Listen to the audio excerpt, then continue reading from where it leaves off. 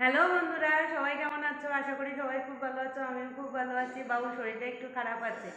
পাঠিয়েছিলাম স্কুলে, পাঠানোর পর প্রায় 12টার দিকে আমার কাছে ম্যাম ফোন করে বলছে যে অঙ্কনের তো শরীর খারাপ, আপনি এসে নিয়ে যান। তো আমি তো খুব ভয় পেয়ে গেছিলাম।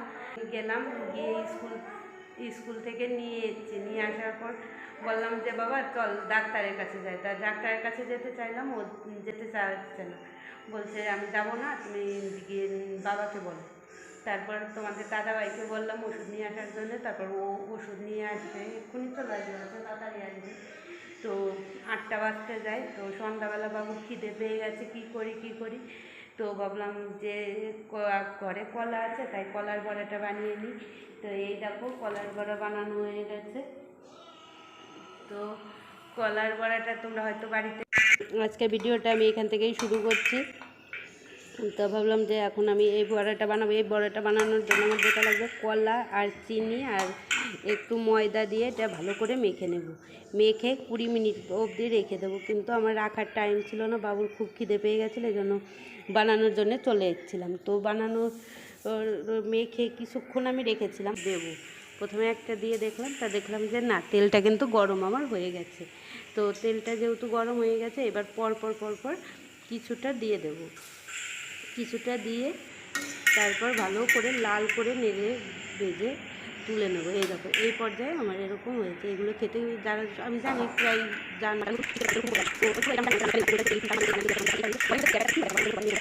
বলার আছে না, এই জন্য ভাবি যে এই টুকটাক এইগুলো তোমাদের সাথে শেয়ার করি, তাই তো। তো আবারও ওইগুলো তুলে আবারও দিয়ে দিয়েছি।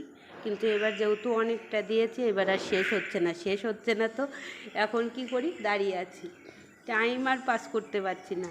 টাইম পাস করতে না পেরে ভাবলাম যে দেখি পুরো রান্নাঘরটা তোমাদের দেখাই। এই জন্য সামনে ক্যামেরা আবার করলাম।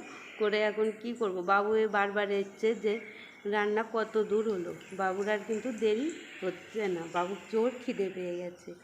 বাবু দুপুরে স্কুলের টিফিনে পরোটা আলুর তরকারি দিয়েছিলাম, খাইনি, নিয়ে বাড়ি নিয়ে এসছে, দেখলাম খারাপ হয়ে গেছে, তো ওটা ফেলে দিয়েছি। এত কষ্ট করে বানিয়ে দিলাম সকালে তাড়াহুড়ো কাজের মধ্যে, পরোটা আলুর তরকারি, সাদা আলুর তরকারি, তো খাইনি। এখন খিদে পেয়ে গেছে, এখন বারবার এসে জিজ্ঞেস করছে ও হয়েছে কি না।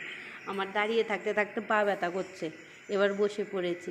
আমি প্রত্যেক বছর এই ভাদ্র মাসে এই তেল চিতই পিঠা আর এই কলার বড়াটা বানাই, বাবু পছন্দ করে, তোমাদের দাদাভাইও পছন্দ করে। তো খুব একটা